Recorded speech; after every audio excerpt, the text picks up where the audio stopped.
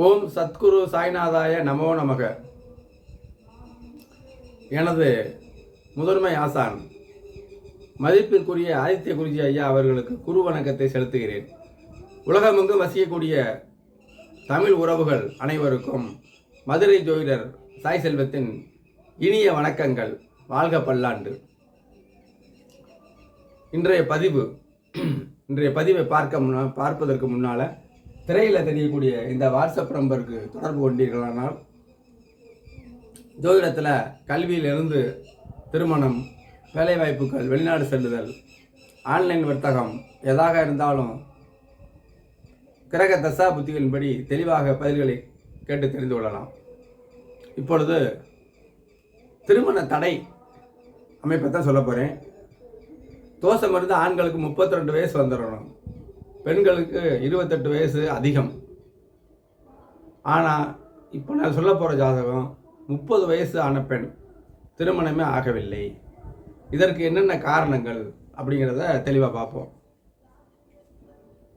இது பெண் ஜாதகம். 29/6/1995 காலையில் 6 நிமிடத்துக்கு பிறந்திருக்காங்க. ராமநாதபுரத்தில்.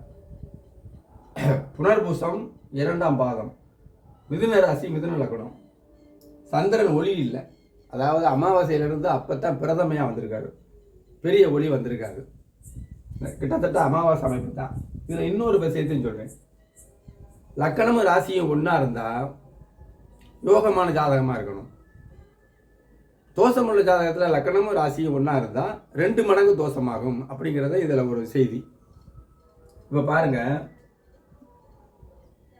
லக்கணம் மிதுனம், அதே மாதிரி ராசியும் மிதுனம். அப்போ லக்கணத்தில் சூரியன் இருக்கிறது ஒரு தலைமை பண்பு, ஒரு செயல் நல்லா செய்வாங்க. சந்திரன் அமாவாசை சந்திரன் இல்லையா, அப்போ ஒளி இழந்து போகுதா. அப்புறம் லக்னாதிபதி 5ஆம் அதிபதியோடு சேர்ந்து 12ல் போனது தப்பு. 5ஆம் அதிபதியோடு லக்னாதிபதி சேரலாம், அதிர்ஷ்டத்தை அனுபவிக்க பிறந்தவன் அர்த்தம். 12ல் போனால் மறைவு, மறைஞ்சு சனியுடைய பார்வை இருக்குது. அப்போ எப்படி தோஷம்னு பாருங்கள். அதே மாதிரி 5ஆம் இடத்து அதிபதி தான் 12ல் போயிட்டாரு. 5ல் கடுமையான இருட்டு, சனியை காட்டிலும் கொடுமையான இருட்டு ராகு, அது அமர்ந்தது பெரிய தோஷமுங்க. இதுதான் சரியான தோஷங்கள். அப்புறம் பார்த்தீங்கன்னா, ஆமாம், லக்கணமும் ராசியும் ஒன்றா இருந்தாலே நான் என்ன சொல்கிறேன், தோஷங்கள் 2 மடங்கு ஆகும். இப்போ இதில் ஒரு 50% தோஷம்னா 100 மடங்கு தோஷமாக மாறும். இதுதான் திருமணம் நடக்காத காரணம்.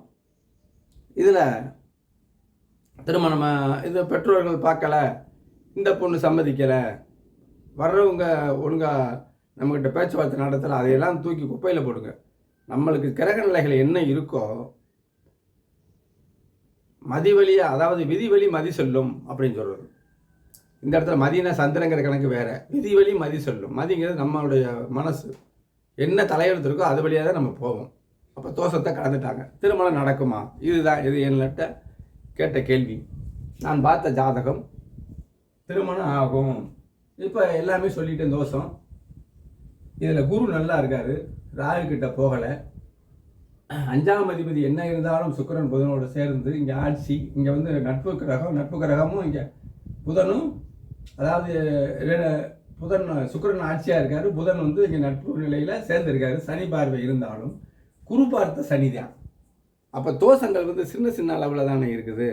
அப்படிங்கிறதுனால சனி தசை 10 வருஷம், 10/10/2025 முடியுதுங்க. அப்போ முடிஞ்ச உடனே புதன் தசை ஆரம்பிக்குது இல்லை, லக்னாதிபதி தசை தானே, சுக்கிரனுடன் இருக்கால, திருமணம் கண்டிப்பாக ஆகும். அப்போ லேட்டாக அந்த பெண்ணுக்கு திருமணம் ஆகுங்கிறது, ஆனால் ஆகும் அப்படிங்கிறத சொல்லிவிட்டேங்க. உங்களுடைய ஜாதகத்தில் திருமண தடைகள் ஆண் பெண்ணாக இருந்தாலும் சரி, இப்போ தான் நடக்கும், இப்படி தான் திருமணம் மனவாழ்வு இருக்கும் அப்படிங்கிறத தெளிவாக சொல்லிடலாமுங்க. இங்கே பார்த்தீங்கன்னா 7ஆம் அதிபதி பாவத்துவமலையில் சுக்கிரன் புதன் 12ல் இருந்தாலும் அது மறைவு இல்லை. ஆகவே நல்ல ஒரு தரமான கணவன், படித்த கணவன் கிடைப்பாருன்னு உறுதியாக சொன்னாங்க. அடுத்த வீடியோவில் சந்திப்போம். நன்றி, வணக்கம், வாழ்க வளமுடன்.